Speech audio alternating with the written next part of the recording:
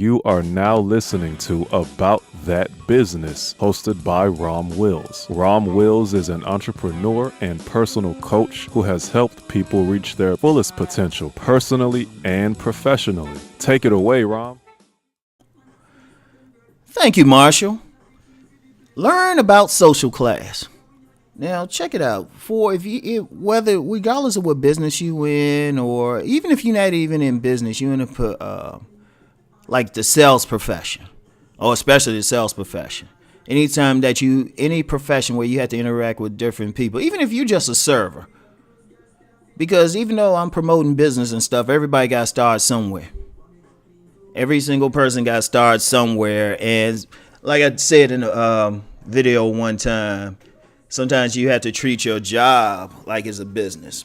In fact, you should, just not even sometimes, just all the time, treat it like a business. Because ultimately, what you do on that job comes down to you. Even if you're part of a team, you still got to perform and everything. So you got to look at it like this is a business. I'm providing a service, all of that stuff, right? So one of the most important things is when dealing with people is to have an idea who you're dealing with. Now, see, one of the things I do, and I've said this in other videos, particularly on my other channel, and I've said this in writing. One of the things I find most fascinating, one of the things I just do, is kind of almost like a hobby. I like studying subcultures. You know, sometimes when I'm doing, I'll do searches on the internet just to read about different subcultures and stuff, and then I'll read up on it, everything. In fact, sometimes I honestly, every now and then, I think about just going back to school or finding some place that has some sociology courses. And just for the record, I actually have I've had courses on sociology. That was one thing where I went to school. I got that liberal arts degree. They make you take everything, so it worked. And you know, I've always had an interest in subcultures since I, back in the day, I worked for the government, and I was working in a place that had a lot of disabled folks working, particularly some people who are deaf. And I found out about deaf culture, and just some nuances there, like an interesting nuance. Like if someone's deaf, they'll give you full attention. And it's something that if any men encounter a deaf woman, usually a man feel like if a woman looking at him intently, she's interested. But if you deal with a deaf woman, she's just reading your lips and stuff. And they need to look at your face for clues and everything, or what you mean or something like that, even if you don't know sign language. But that's a nuance. And I guess deaf men do it too, but they tend to look directly at you. It don't mean any romantic thing. It's just part of how they communicate, right? But I know that if actually was on a sales job, I was working at a gym where I did have to communicate with a deaf woman, because at one point I had a rudimentary knowledge of sign language. So business-wise, I actually made a sale with her.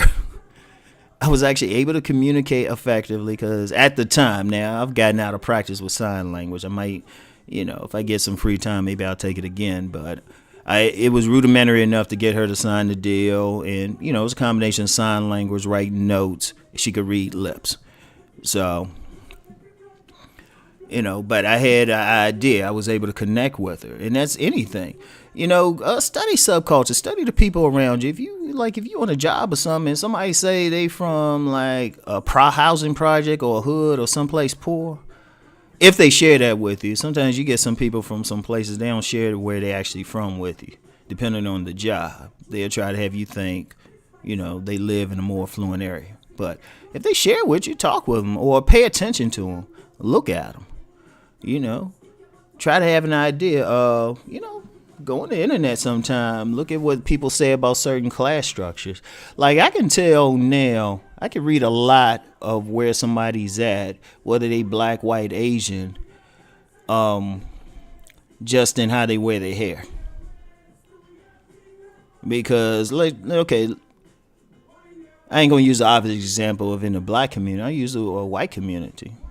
Like where I live, I've said before, I live in a fairly affluent area, but, a good 15-minute drive in either direction, and I come across people, particularly whites, who are more lower class. But I've noticed there's a certain hairstyle they'll wear. You can look at different whites to tell how they wear their hair, type of clothes they wear, even whether their faces are hard or soft, their social class. It's like, okay, they blue collar, like blue collar type of men, regardless of race, or blue collar type of people. Blue collar men have a certain rough look to them. Like they definitely work. The callous hands and stuff, kind of like, they physically putting a strain on their body. Whereas more white collar type of guys who making a lot of money, they have a softer look to them. This don't mean they're less masculine, but they don't look like they work with their hands or anything. And you can just tell a lot, or how somebody wear their clothes, or what type of clothes they wear. You can even like get a gauge on how they worship God. How they walk, how they look around is a different thing. You can get a gauge on the type of tattoos they have. Because believe it or not, that's a tough nuance right there. Because you have, used to be, if somebody's wearing tattoos, they were like real tough. But then you got a lot of upper class homosexual men who got some elaborate tattoos, real artsy type of tattoos and stuff. So you have to kind of, what it is a practice. It's a practice. And especially in sales, anybody who's worked in sales, you're dealing with all types of people. You already know who's going to buy something. You can see it. You walk in some stores. Like if I walk in a men's store and I got on like some shorts and t-shirt, they'll acknowledge me. But they ain't going to run over real quick. They might just say, hey, you need any help? I say, no, I'm just looking. They'll acknowledge me. Now I go in that same store. I got on a nice shirt. I got on some slacks, some good shoes. They ain't going to just acknowledge me. They're going to be in my face. They're going to be like, start pointing out stuff to me and everything. But that's because they're good salesmen. The first time I walk in, I don't look like I'm going to spend money. Second time, I look like I'm going to spend money. And even then, they could be even greater than that, because a great salesman will still come over to me whether I'm wearing jeans and still see what I'm looking for. Because I could be somebody who just want to dress casual. So, and that's a little nuance too. But then if you learn about it, pay attention. Like there's this buffet I go to. It's an Asian buffet, and it's interesting. You get a lot of poor folks that come in there to eat. You get poor folks at military. I was like looking at the people like, oh man, this is high eating for them, right? This is high eating for them. You can look, because you can even look at body types and stuff and say, all right, person's in great shape and everything. They're probably more upper class. Like a lot of upper class folks, particularly women, they like to run. I noticed that. Shit, they like to run, so they tend to stay in better shape. Less likely have a whole bunch of abortions or a bunch of kids, so stomachs ain't protruding any more than it needs to. So that and it's more of an art than a science. It's not a science. It's not precise. Because you can get somebody real slim in shape who's like lower class, all right? And also, too, like paying attention to sexual orientation and stuff. Knowing how to shift. Because, I know a lot. I've met a lot of, I'll say, butch type of lesbians and stuff. So it's a certain way you have to interact with them. Or even, I'll give you a little interaction. This is for the men especially. If you're in a sales position, you see a couple together, a lesbian couple. One looks extremely butch. Other one looks very feminine. Whatever you do, do not address the feminine one first.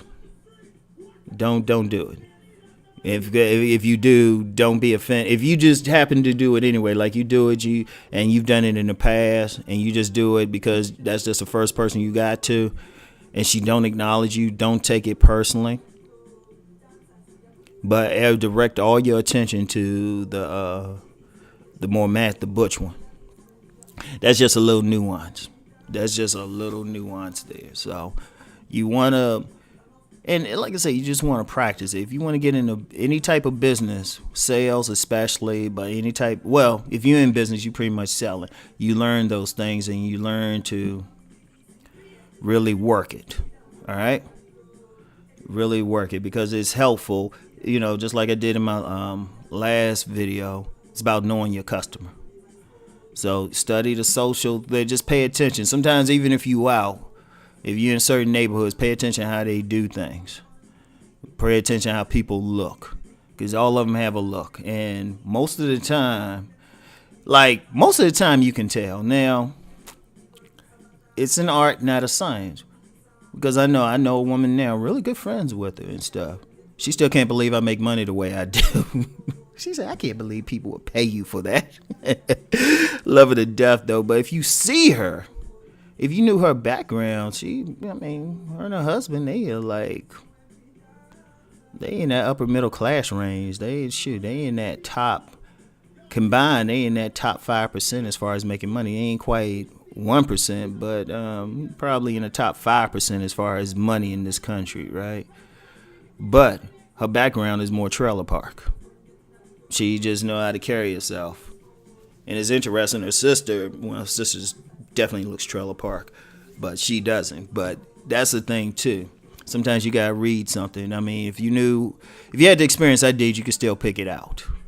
But even then that's a nuance, right? Even then that's a nuance, because if you get something like that, that means even regardless of where they came from, they trying to move up. They're gonna like nicer things and stuff. So you could still move something in that direction. You show them the more expensive stuff.